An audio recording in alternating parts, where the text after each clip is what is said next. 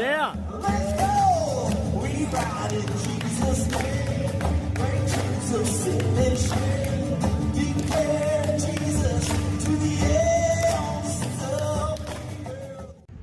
Well, good morning, Get Wrecked for Recovery crew.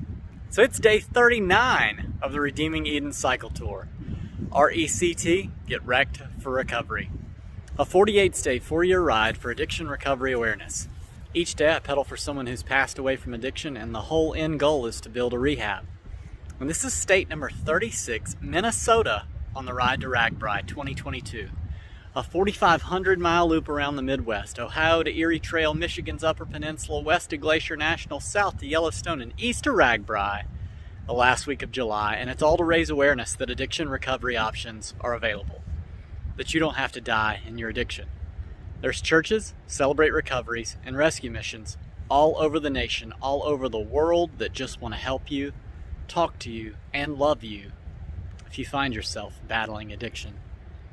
So I woke up to the loons back here, I'll zoom in, singing this morning, doing their thing.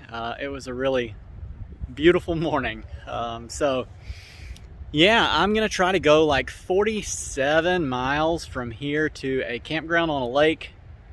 I don't really know the name, but I'm into the wind, and I'm also kind of leaving a little bit late. So it was raining and partially snowy this morning when I got up.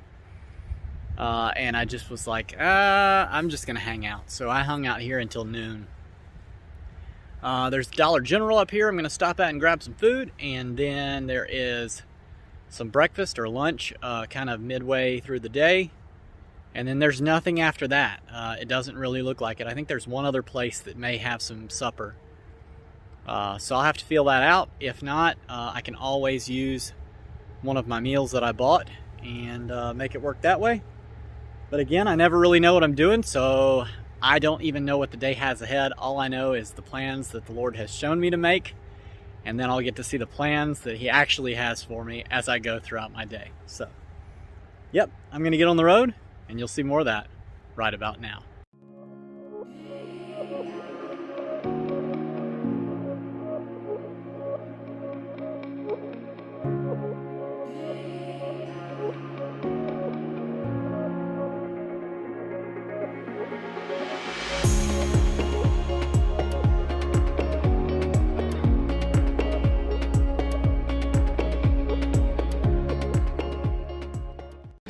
All right, you can't really see that sign, but this is a Casey's.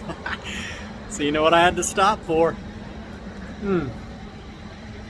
I tell you what, I love Casey's pizza. Like, it is some of the best pizza out there for a gas station to produce. So then I'm headed next door to Dollar General. It turns out that I have lost my sunglasses again.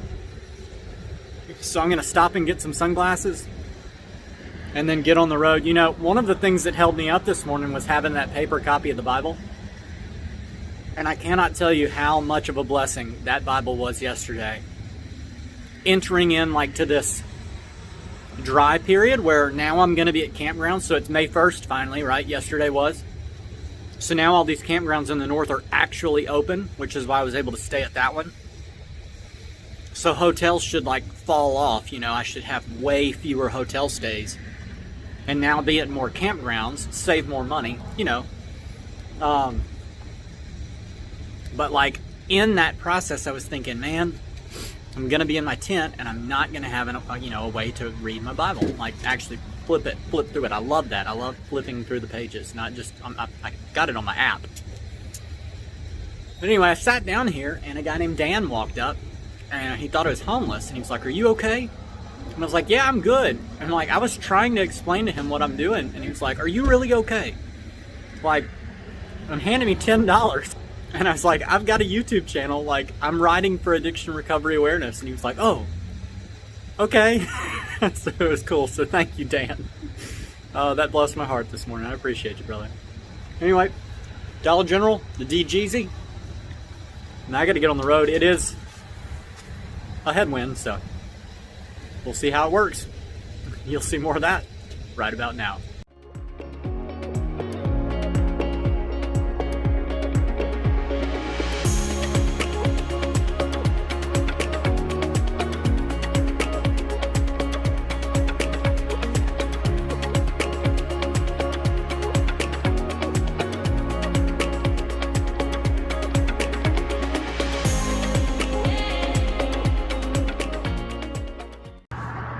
Oh my goodness, it's the Mississippi River Trail.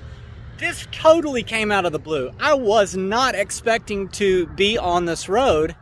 You know, in Louisiana with Liam, this is the trail that we were on all the way down to New Orleans. We finished the other end of this trail, and now I'm on the very beginning of it because I'm getting close to the Mississippi headwaters.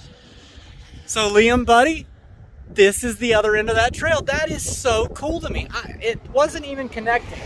When I was there at the campground last night, I was like, you know, very much so reminiscing about Liam and about the time that we spent, that week that we spent riding down the Mississippi River, and how wide the river was, and sitting in Baton Rouge and looking across the river and watching the barges and stuff, and then like comparing it to that end of the river and just being like, wow, what a stunning and stark difference. But this is so cool. Liam, buddy, I am thinking about you today. This is so neat. What a blessing. So cool.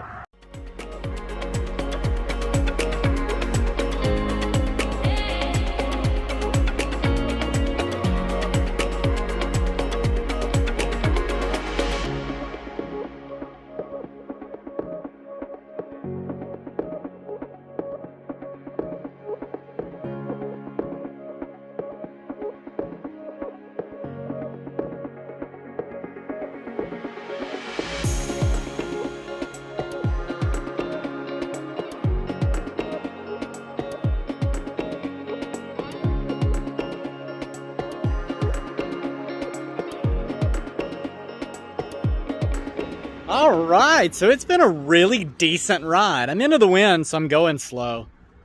But it's a nice temp. I've got the down jacket on, so it's kind of cooler. But now I'm entering the Chippewa National Forest, which I think is super cool.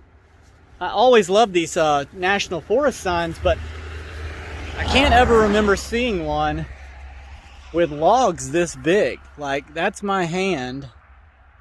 And that's that log. It is giant. Like 3 of these logs are taller than me. I don't remember seeing a sign like this before. It's really cool. There's also a marsh right over here. One thing I've noticed, and one thing that Chris was telling me, is that once you come up over out of Duluth, this is kind of like a plateau of a lot of marshland. And so Minnesota has really been flat. Like, I'm happy about that. I didn't know what Minnesota was going to be like. But there haven't been very many big hills at all. Like, just little itty-bitty rollers and risers. At least on the section that I'm in. So yeah, I don't know how much farther I'm going to go. There's one campground that looks like it's a thing about 8 more miles down the road. And then there's the original one I wanted to go to, which is like another 22 from where I'm at right now. It is 5 o'clock on the dot. So it's just gonna kind of come down to whether I want to ride after dark or not, I think. I don't think it would be a problem on this road because of the width of the bike lanes that I've had. So I wouldn't necessarily mind it, but it's not preferred. So I will figure that out. I know that tomorrow I want to make Bemidji. During the daytime, Carol Lichten, from way back at the very beginning of the Coast to Coast Cycle Tour, she is sending me a care package to the Bemidji post office. So I've got to get to that post office and get that during post office hours tomorrow. So like, that's the only goal. So really today can work any way that it needs to. I'll have to add those miles to tomorrow. Tomorrow the weather looks like it gets warmer, and it looks like it's going to be better for cycling in general. Still a little into the windy, but not quite as much as today. So we'll see, and you'll see more of that right about now.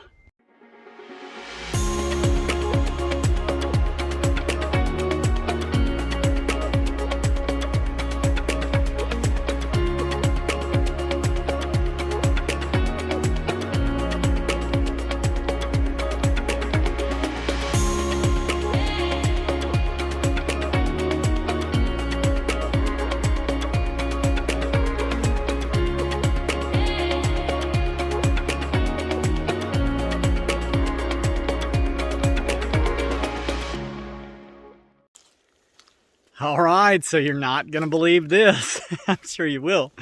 But, so I was rolling into Minnesota, and I was going to stay at a campground. I had looked it up. I called them. They did not answer the phone.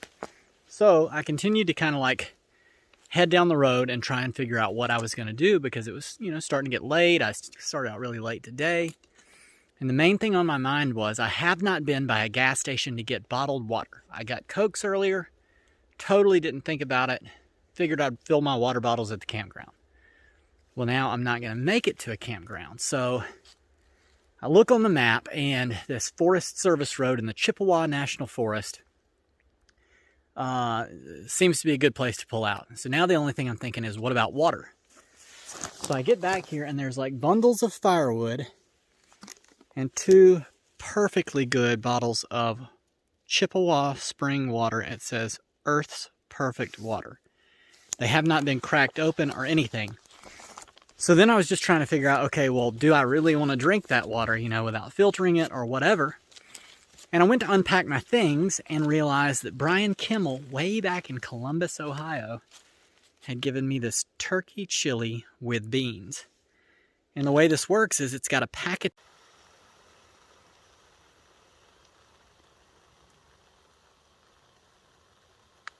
of water you use, because it stays separate from the food.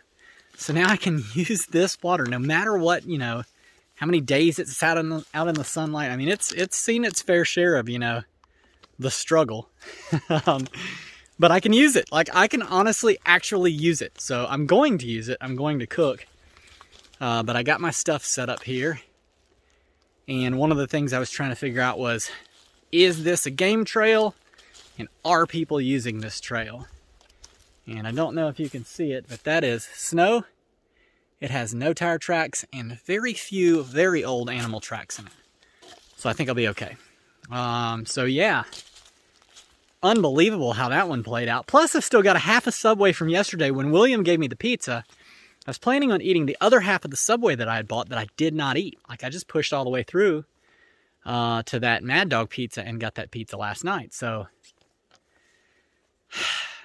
I'm more than fed. I have more than enough fluids. I've got electrolyte beverages. I've got Coke. I just didn't have water, and God provided. Unbelievable. So, yeah, I'm going to just sleep out here in the woods in the National Forest tonight. And it is gorgeous. Like, the pines above me are just absolutely beautiful. The wind has kind of died down. I fought the wind all day.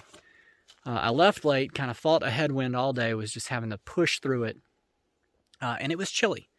The next few days look like they're going to get into the 60s, like they're going to be nice, but today was still windy and cold. There were times I didn't have to have my gloves on, times I did, so it's coming out of the bitter cold like yesterday was. But it was still chilly, so.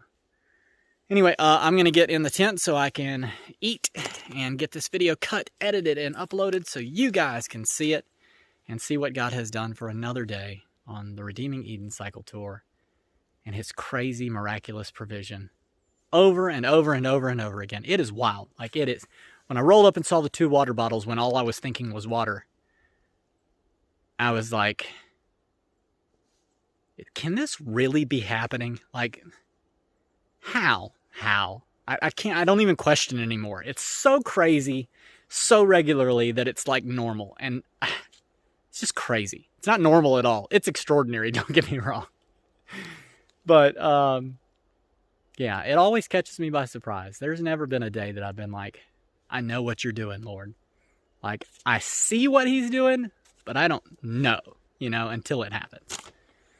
Anyway, yeah, so if you know anybody who's passed away from addiction in any form or fashion, please drop their name in the comments or find me through the Popple link in the description, and I would love to ride for your person and celebrate their life with you for a day.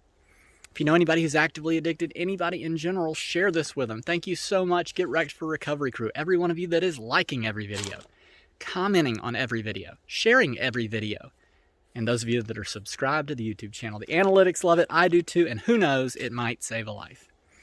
Don't forget, Redeeming Eden is a non-profit ministry through International Gospel Outreach. That link is also in the Popple link. You can go there and find out more about Redeeming Eden and about the Cody Jordan Forever Funeral Fund, which is a fund I started to help families that lose loved ones to addiction with paying funeral costs. So yeah, from here on Forest Service Road 2164 in North Cass on the way to Benna, Minnesota. I love you guys. Jesus loves you. I'll see you later. Have a good night.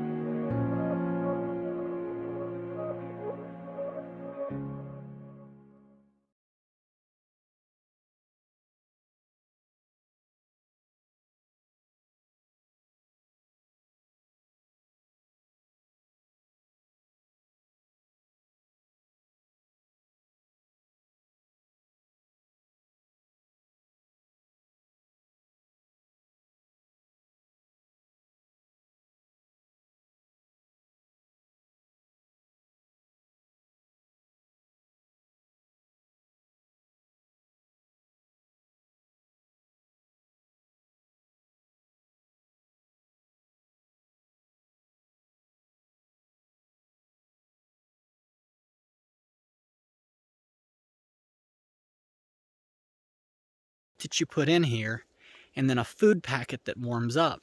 It's got its own spoon and everything, and it doesn't matter what kind